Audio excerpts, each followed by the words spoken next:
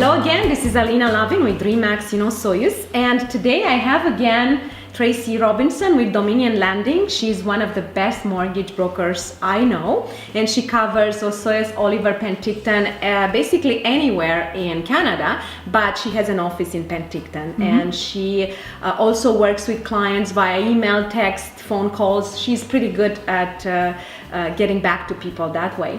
And today's topic is pre-qualifying, mortgage pre-qualifying. So Tracey, my question for you today is why pre-qualifying for a mortgage is important before you write an offer?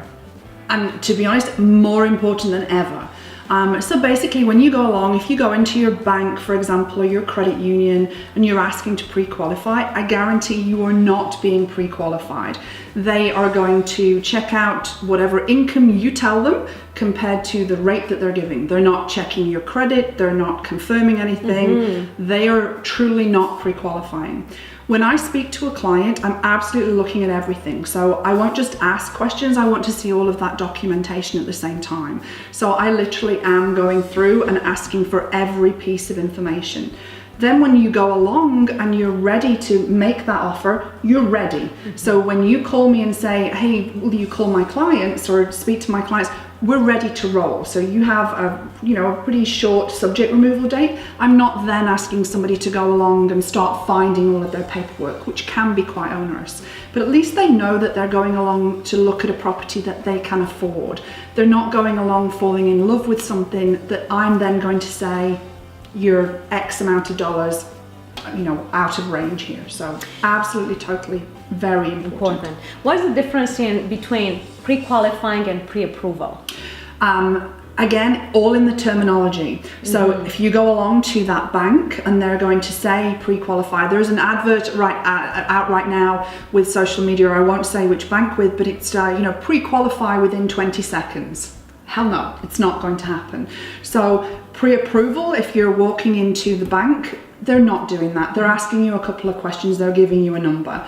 The number of times I get a call at that point to say, well, I was pre-approved for this. No, you weren't. So absolutely speak to the broker who's going to pre-qualify. Look at your tax documentation, look at your job letter, look at your down payment, look at your credit, physical documentation. And let's say at this point, you're pre-qualified or you're pre-approved for 400,000 and you make an offer. The bank still sends an appraiser to give a report on the house. Nobody's going in at that point saying to you, oh, well, I'm pre-qualified, we don't need any subject to financing clause.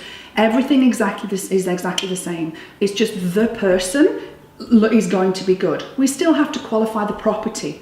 So there's still the property that comes into any purchase. So yes, we're still going to send it to a lender. It still might go to that default insurer if necessary, but it's still, chances are, going to need an appraisal at that stage. And does the house have to appraise for the amount of money they are borrowing or for more than that? For the purchase price. So if they're purchasing a property for say $350,000 and that appraiser goes in, they want to make sure that the value's there, but they also want to make sure that that house is sound. If the roof is falling in, for example, then that might be an issue. But if that appraisal came back and it is only worth $330,000, then that client is going to come back to you at that stage because I'm only going to be able to finance them against $330,000. So it's always going to be the lower of the purchase price or the appraised value. That sounds great.